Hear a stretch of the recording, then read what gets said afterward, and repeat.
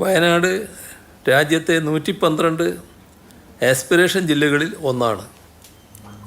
സാമൂഹിക സാമ്പത്തിക പിന്നോക്കാവസ്ഥയിലുള്ള ജില്ല എന്ന് കേന്ദ്ര സർക്കാർ തന്നെ കണ്ടെത്തിയിട്ടുള്ള വയനാട് ജില്ലയിൽ അതിതീവ്രമായ ഒരു ദുരന്തം ഉണ്ടായിട്ടും ദുരന്തം ബാധിച്ച ജനങ്ങളുടെ കടങ്ങൾ എഴുതിത്തള്ളുക എന്ന പ്രാഥമികവും മനുഷ്യത്വപരവുമായ നടപടി കേന്ദ്ര സർക്കാർ സ്വീകരിക്കുന്നില്ല.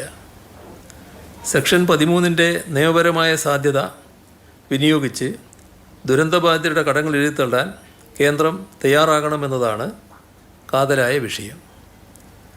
ദുരന്തബാധിതരുടെ കടങ്ങൾ എഴുതിത്തള്ളണമെന്ന കേരളത്തിൻ്റെ ആവശ്യം പരിഗണിക്കുന്നതിന് ദേശീയ ദുരന്ത നിവാരണ അതോറിറ്റി യോഗം പ്രധാനമന്ത്രിയുടെ നേതൃത്വത്തിൽ ചേരണമെന്നാണ് സംസ്ഥാനത്തിന് ഇക്കാര്യത്തിൽ ആവർത്തിച്ച് ആവശ്യപ്പെടാനുള്ളത്. നിങ്ങൾക്കറിയാവുന്നതുപോലെ താലൂക്ക് തല അദാലത്തുകൾ നടന്നുകൊണ്ടിരിക്കുന്നുണ്ട്. ചില സംഭവ വികാസങ്ങളുണ്ടായപ്പോൾ ചില ദിവസങ്ങൾ നീണ്ടുപോയിട്ടുണ്ട്. പൊതുജനങ്ങളുടെ പരാതികൾ പരിഹരിക്കുന്നതിന് സർക്കാർ വലിയ പ്രാധാന്യമാണ് നൽകുന്നത്. ഇതിൻ്റെ ഭാഗമായി വിവിധ തലങ്ങളിൽ പല ഘട്ടങ്ങളിൽ അദാലത്തുകൾ സംഘടിപ്പിച്ചിരുന്നു.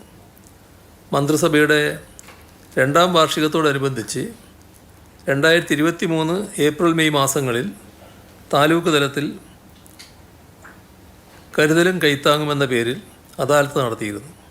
ഇതിൻ്റെ തുടർച്ചയായി ഇപ്പോൾ താലൂക്ക് തലത്തിൽ മന്ത്രിമാരുടെ നേതൃത്വത്തിൽ അദാലത്തുകൾ ഫലപ്രദമായി സംഘടിപ്പിച്ചു. ഇതിലൂടെ നിരവധി പേരുടെ പ്രശ്നങ്ങൾക്ക് ശാശ്വത പരിഹാരം കണ്ടെത്താൻ കഴിഞ്ഞു. കലക്ട്രേറ്റിലെയും ബന്ധപ്പെട്ട താലൂക്കിലെയും പരാതിയുമായി ബന്ധപ്പെട്ട വകുപ്പിലെയും ഉദ്യോഗസ്ഥരുടെ സാന്നിധ്യത്തിലാണ് അദാലത്തുകൾ നടന്നത്. വിഷയത്തിൻ്റെ പ്രാധാന്യം കണക്കിലെടുത്ത് സമയബന്ധിതമായി തന്നെ പരിഹാരം കണ്ടെത്താൻ സാധിച്ചിട്ടുണ്ട്. ഇതുവരെ 49 അദാലത്തുകളാണ് പൂർത്തീകരിച്ചത്. ഇനി 29 പൂർത്തീകരിക്കാനുള്ളത്.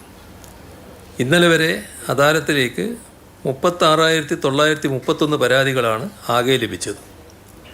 ഇതിൽ 12,738 പരാതികൾ തീർപ്പ് കൽപ്പിച്ചു. 19,253 പരാതികളിൽ തുടർ നടപടികൾ സ്വീകരിച്ചു വരുന്നു. 4,940 പരാതികൾക്കാണ് അദാലത്തിൽ നടപടി സ്വീകരിക്കാൻ കഴിയാതെ വന്നിട്ടുള്ളത്.